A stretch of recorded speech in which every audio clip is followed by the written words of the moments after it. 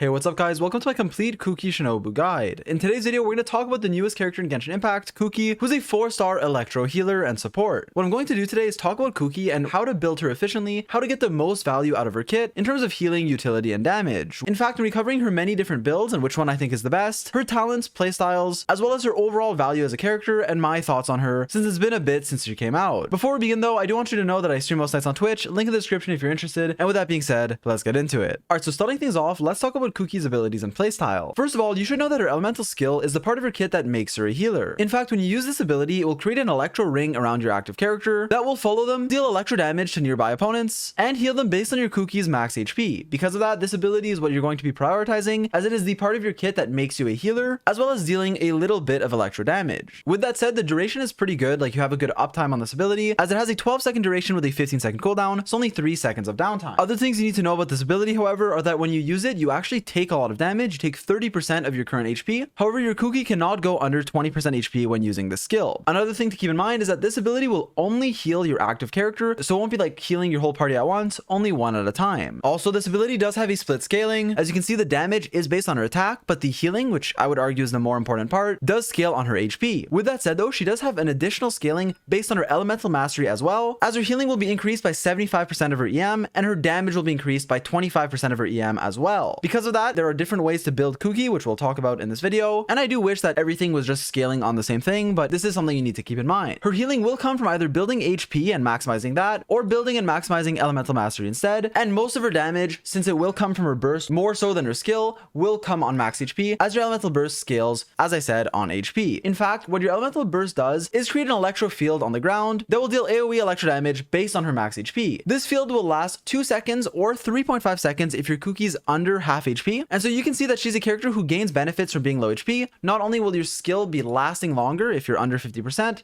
but you'll also have an additional 15% healing bonus from a passive talent if you are also under 50% HP. Staying on the subject of your burst though, because it's kind of hard to talk about one part of Kuki's kit at a time, is that your burst will have 1 instance of damage at the start and then deal damage passively throughout the field for a total of the scaling right here that will increase with your talent level. Something to keep in mind though is that this scaling is not the highest. Like, I really mean it when I say her damage is not the best. Even my Kuki, who has good artifacts and is on an HP build, is not going to be doing as high as other electro supports like a Fischl or a Beto. While there are ways to maximize this, like building HP or optimizing your reactions, Kuki scalings unfortunately are not the absolute highest. Now, before getting into that, I do want to conclude on this section by saying that the damage of her elemental burst may be low enough to change her playstyle in certain teams. What I mean by that is, since the duration is only 2 or 3.5 seconds and the energy cost is 60, there could be a case to be made for neglecting this ability to maximize your skill instead and focus on your healing more so than your damage. This is especially true if you're building elemental mastery, as your burst will then not deal that much since you're not building HP. Now, regarding Kuki's role as a healer, the exact amount you're going to be healing is not the highest. She doesn't have the best healing in the game. It's not crazy by any means, but as I say with pretty much any healer, that isn't really going to be why you pick them. Her healing is enough to get you through like the abyss or whatever content you're doing, but not something that you're going to be bragging about. It's okay, but not impressive. The thing is though, you typically pick a healing character based on the other things they have to offer, like their utility and damage. Bennett is widely considered to be the best healer in the game, or at least the best support that will also heal you. And the reason I say that is not because he heals you the most, but because he gives you so much damage and so much utility through his pyro particles, access to pyro resonance, and as I said, insane amount of damage that he's giving your team through his burst, that he is invaluable to so many different team compositions. And so for Kuki, while her healing might not be the highest, she could justify that if she gives you enough utility, elemental application, and damage. Now, how much of that she gives you does depend on how you're building her. Her damage on her burst will be the highest if you're maxing HP, but as you can see from this HP build, is not going to be that high. Now, if you choose to build elemental mastery instead, while your burst scaling will be lower, you won't be dealing as much damage on your abilities themselves. You can deal more damage overall if you're optimizing reactions like overload and electrocharged, and if Kuki can be the one proccing those reactions in elemental based team comps. Overall though, either way, the damage isn't going to be that high, and someone like Fischl just for damage is going to be a lot better, whereas Kuki will only be picked if you need electro and also want the healing. To talk more about her healing though, which is better between HP or EM? Well, from scalings alone and from my testing, HP itself will give you the highest amount of raw healing. As you can see from a quick comparison, the healing ticks from HP on my Kuki, as you can see, are going to be higher than the healing ticks from elemental mastery. For this comparison, in both instances, I made sure my Kuki was under 50% HP and using a healing bonus circlet with either HP or elemental mastery on my Sands and Goblet. And so while the best build for you can depend on what artifacts you already have and your substats, typically if you're you're trying to maximize healing and damage in a non-reaction based team, you're going to be stacking HP, whereas if you can spam reactions on your Kuki, elemental mastery can be favorable only if your Kuki herself is proccing those reactions and you're trying to maximize her reaction based damage. While you will be losing a bit of healing by going EM, it won't be like the biggest difference, especially because, as I said, you're not typically picking your healer based solely on how much they heal. In fact, let's actually talk about how to build your Kuki to give her the most value and the most utility just for your overall team. In fact, for your artifact sets, you're typically going to be running the 4-piece Tenacity of the Millilith. The reason for this is because the 2-piece will give you HP, which will increase your damage and healing, and the 4-piece will increase the attack percent of all your party members by 20% whenever your elemental skill hits an opponent. Since Kuki's skill lasts for a very long time and has very low downtime, you can reliably proc this artifact set throughout the entire duration of a fight. Because of that, this set is going to be invaluable on Kuki to give her another role on top of just healing and a bit of damage by giving your team attack percent. While there can be reasons to not run this, like if your team scales on something other than attack, I do recommend this in like 99% of cases for most players. Alternative sets include mix and matching 2-pieces, like 2-piece Emblem for ER, 4-piece of either Instructor or Exile, although this will be a lot worse for your Kuki as the 4-star artifact sets won't really give you enough stats to give you enough healing, as your scalings aren't that high to begin with. And I've seen some theory crafting done around 4 Thundering Fury to maximize your reaction damage, and while there does need to be more testing around this, so I'll update a pinned comment if anything changes, as of right now it does seem like building her in a more supportive role and buffing your team's attack will be a lot more valuable. Lastly, if you do just want to get more healing, sets like Maidens or Ocean Hued Clam can give you that, but the 2-piece of Millilith already gives you 20% HP, so going for the 4-piece is usually worth it even if you just want healing. Alright, now moving on, for the different stats you want on Kuki, there's typically 2 different builds that you can go. As I said, you can either go for HP or for elemental mastery depending on your substats but also what you're trying to achieve. While HP will heal and deal a bit more damage than the EM build, if you are running reactions and proccing them on your Kuki in a reaction based team comp, then she will obviously deal much more damage by stacking elemental mastery instead while only healing a bit less. Because of that, the optimal build for you can depend, with the general option being HP. For those reasons, on your substats, the good stats to go for are HP percent, elemental mastery, and also crit rate and energy recharge can both be useful. Crit rate especially if you're running the Favonius sword, which we'll talk about in the next section, and energy recharge if you plan on using your burst, although that does depend on your playstyle. Moving on, for the main stats you want on every piece, starting with your circlet, to maximize your healing, a healing bonus circlet will be your best option, but HP, elemental mastery, or even crit rate for the Favonius sword can also be viable options. Going for HP or EM on the circlet can make for a more balanced damage and healing mixture, but since your damage isn't that high and your healing does need investment to be good, I do recommend a healing bonus circlet. Now for your sands and your goblet, I would recommend going for either double HP or double elemental mastery, depending on the build you're going for. Personally, I'm using my Kuki on HP goblet, HP sands with a healing bonus circlet. Moving on to talk about Kuki's weapons, here is where it's really straightforward. Kuki really only has a few weapons that she can use, but she does use them quite well. The first and most accessible option that I want to talk about is the Favonius sword. The Favonius sword is a weapon that Kuki can use exceptionally well because the passive of this effect will give your team more energy, generate white particles for your characters, which gives her another benefit of being a support, which in my opinion makes her quite a bit better. Because of that, I recommend the Favonius sword for most players, although the downside of this weapon is that it does require you to have at least a bit of crit rate on your stats to make sure you can proc the effect reliably. Now while this is the general option and what I recommend for most players, there can actually be a better option, for example the Freedom Sworn if you have it, as this sword can buff your team's damage. The Freedom Sworn will give you elemental mastery, which will increase your healing and DPS, and then it will also have an effect that increases your team's normal charge and plunge attack damage as well as their attack once you stack the effect of this weapon by triggering elemental reactions. Because of that, this sword will be the best for buffing your team,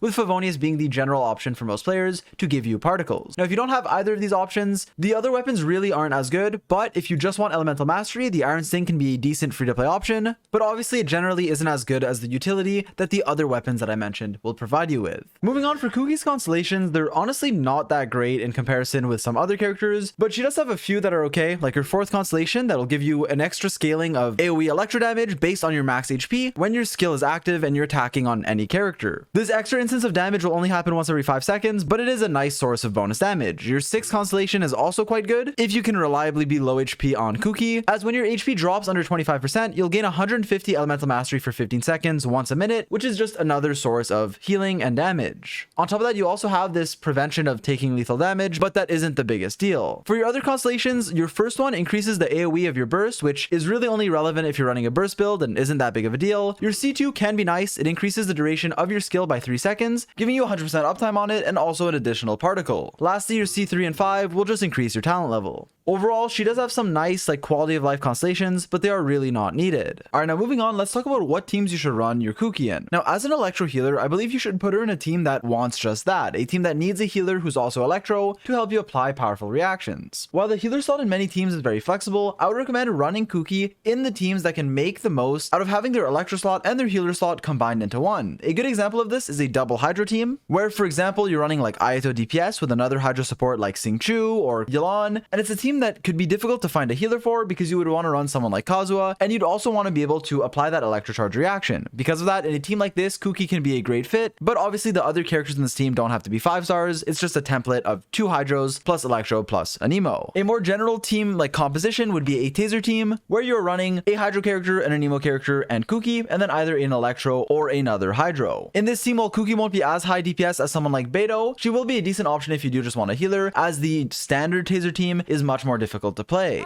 Other teams where she can work are, first of all, a Mono Geo team, where Kuki could be the last slot if you want someone who can apply an element non-stop while also healing you and allowing you to get that crystallized shield from the Electro, since her skill will constantly be hitting enemies with Electro and buffing your team with the Millilith set. Because of that, she can actually be quite good in this team despite not having the most synergy with Geo characters, just because of her ability to heal, proc crystallize, and run the Millilith set with a Favonius sword. Moving on, it's pretty much just any team that could use an Electro healer that you can put her in. If you want to run a Mono Electro team, while I personally am not the biggest fan of Mono Electro because I think that running a Hydro character here would just give you higher DPS overall, and Xingqiu's Rain Swords can be enough for you. If you want to run Mono Electro, being able to run the only Electro healer in the game can be a good strong suit. This would allow you to run someone like Kazuha as a more offensive support over a Anemo healer like Jin or Sayu, which you would otherwise run if you need healing and aren't running a Hydro character. For some other characters that are viable, I saw a lot of talk about Eula with Kuki, and while yes, Eula needs an Electro support, so you can run Kuki and it is technically viable, I personally would recommend running Eula with Fischl and a cryo support, a cryo healer like Diona, who would generate more particles and be more efficient as the healer slot, allowing you to run a more offensive Electro option. With that said though, Kuki can definitely be an okay choice. And so overall, you can see that being an Electro healer, even if you don't deal the most damage, does make you by default quite flexible. With that said, the teams where I really like her are double Hydro teams like an Ayato comp, which I honestly actually have fun and want to use Kuki in, different forms of a Taser team, an Electro Charge comp where Kuki can be your healer, and a Mono Geo team like this one, where you can have pretty good off-field elemental application from a healer to constantly proc the crystallized reaction. Alright, so with that said, I'm now going to get into a showcase of my Kuki. She is level 80 with pretty decent stats. She's on the Freedom Sworn,